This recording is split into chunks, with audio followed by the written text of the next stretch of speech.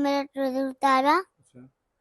उसने अपना मतलब कि अपना भी ट्राउजर उतारा अच्छा। और मेरे साथ वो लगा था। हाँ जी। तो अब आप क्या चाहते हो, जिसने आपके साथ ऐसे किया है उसको सज़ा मिलनी चाहिए? हाँ जी। क्या सज़ा मिलनी चाहिए उसको? फांसी। फांसी। वालेकुम नाज़रीन, आप देख रहे हैं रियल न्यूज़ नेटवर्क और मैं हूं आपका host Hasan Iftikhar Dogar.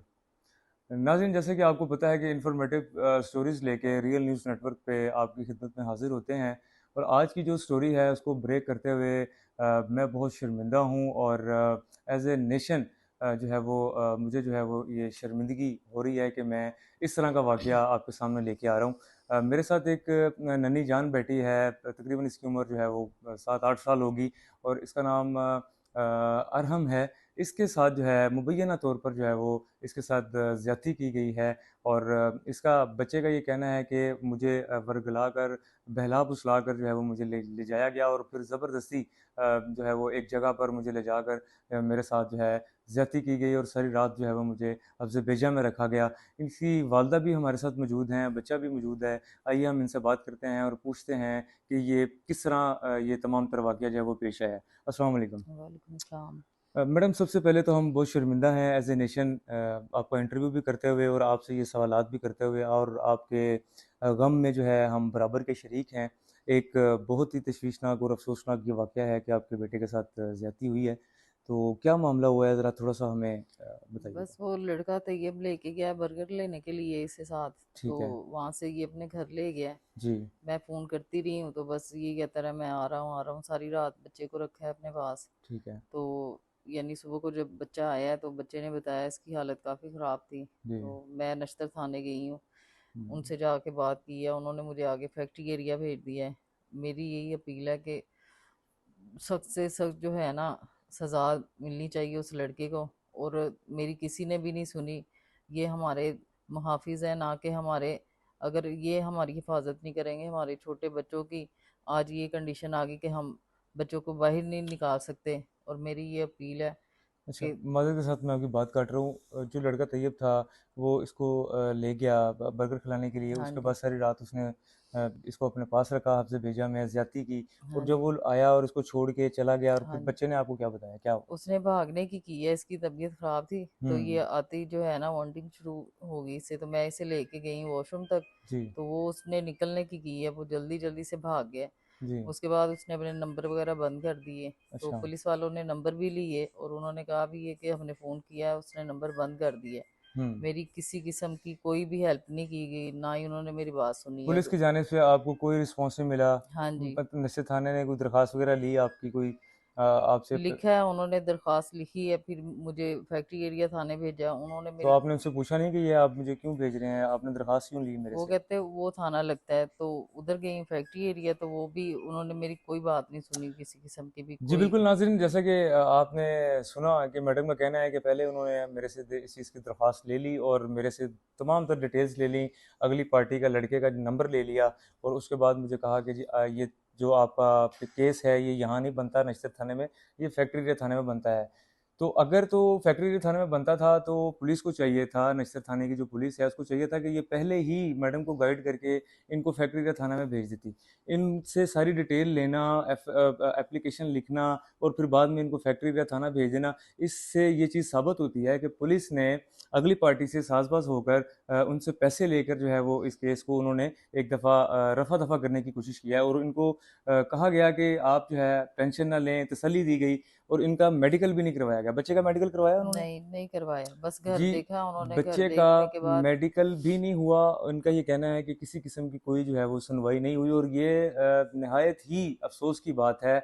DIG operation Faisal Kamran साहब का कहना है कि जी चाइल्ड अब्यूज़िंग में किसी भी किस्म की जो रायत है, इस तरह के अफ़राद को जो मुल्ज़मान हैं इस तरह के केसेस में नहीं दी जा सकती, और पुलिस को जो है वो खुसूसी हिदायत हैं कि ये जो मामलात हैं 376, 377, 370 बी, 370 ए, इस तरह के जितने भी केसेस हैं उनकी फिलफोर एफआईआर दर्ज की जाए, उसके बाद जो है वो मामले को इन्वेस्टिगेट किया जाए। लेकिन नश्तर पुलिस ने किसी किस्म का कोई रिस्पॉन्स नहीं दिया इन खातून को, जो कि अपने बच्चे को लेकर नश्तर थाने में, कभी फैक्ट्री थाने में जलीलो ख्वार हो रही हैं, और ये लाहौर पुलिस की, नश्तर पुलिस की नाअहली का मुंह बोलता सबूत है।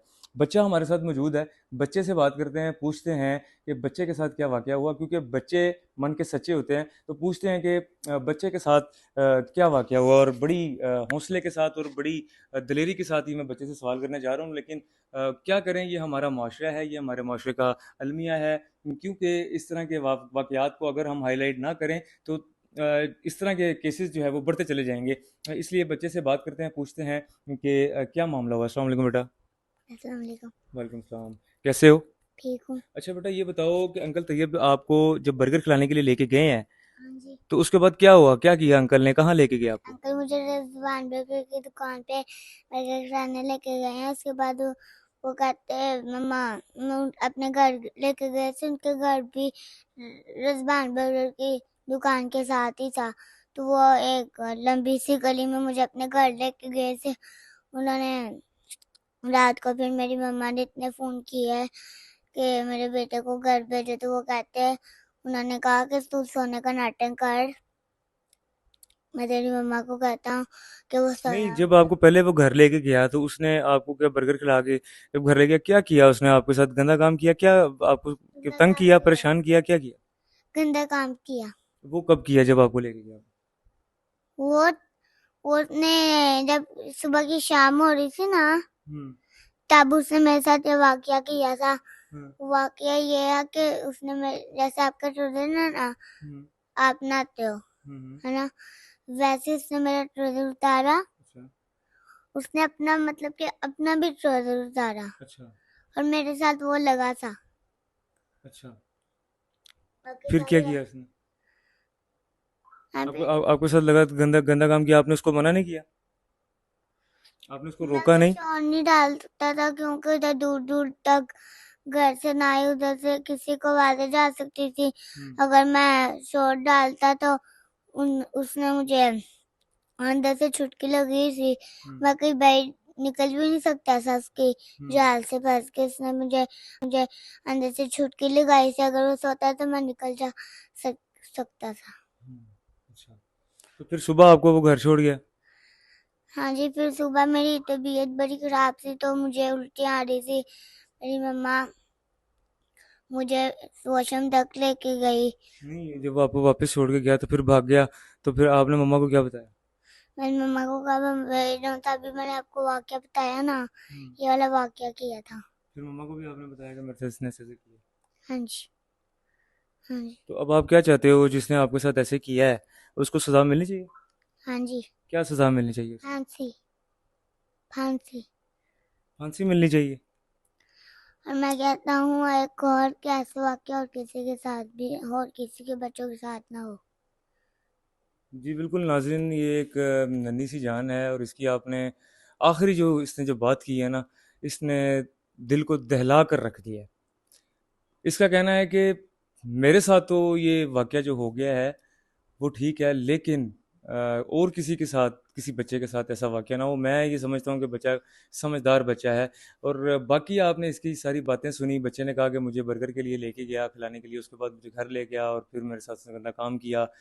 ये तमाम तर चीज़ें ये साबित करती हैं कि तैयब नामी जो शख्स है, इनका जो मुल्ज़िम है, इनकी वालदा का, इनके बच्चे का जो मुल्ज़िम है, उसने ये चीज़ उसके साथ जो है वो गंदा काम करने की कोशिश की है, और इसको बाकायदा तौर पर किया है। और ये चाइल्ड अब्यूजिंग के ज़िम्मे में आता है, ये सोशल हरासमेंट के ज़िम्मे में आता है, और इसके ऊपर जो है वो कड़ी दफ़ा लगती है 377 की। लेकिन पुलिस जो है होश के नाखुन नहीं ले रही, पुलिस किसी किस्म की कोई कार्रवाई नहीं कर रही। दूसरी जानिब इनकी जो वालदा हैं, उनकी अपील है कि जो इस मुल्ज़िम जो इस वाक़या में जो है वो मुलव्विस है, उसके ख़िलाफ़ जो है कानूनी कार्रवाई कीजिए, उसको करार वाक़ई सज़ा दी जाए, इनको इंसाफ़ दिया जाए। पुलिस के आला अफ़सरान से इनका ये मुतालबा है। दूसरी जानिब मरियम नवाज़ जो वज़ीर-ए-आला पंजाब हैं, उनका जो है वो इस तरह के केसेस में जो है वो बहुत ज़्यादा जो है वो ध्यान होता है, और वो बहुत ज़्यादा इस तरह के केसेस का नोटिस लेती हैं, और जो इस तरह के केसेस में मुलव्विस होते हैं उनके खिलाफ कार्रवाई भी की जाती है, और पुलिस भी जो है वो फ़ौरन हरकत में आ जाती है, और जो है किसी हद तक जो साइलिन होते हैं इस तरह के केसेस में, उनको इंसाफ मिल जाता है। बच्चे ने भी यही कहा कि जो मेरा मुल्ज़िम है उसको कुरार वाक़ई सज़ा मिलनी चाहिए, फांसी होनी चाहिए। तो इसी उम्मीद के साथ कि दोबारा कभी किसी बच्चे के साथ खुदा ना खास्ता कि ऐसा वाक़या हो और दोबारा कभी मुझे जो है वो इस तरह का कोई वाक़या जो है वो रिपोर्ट करना पड़े।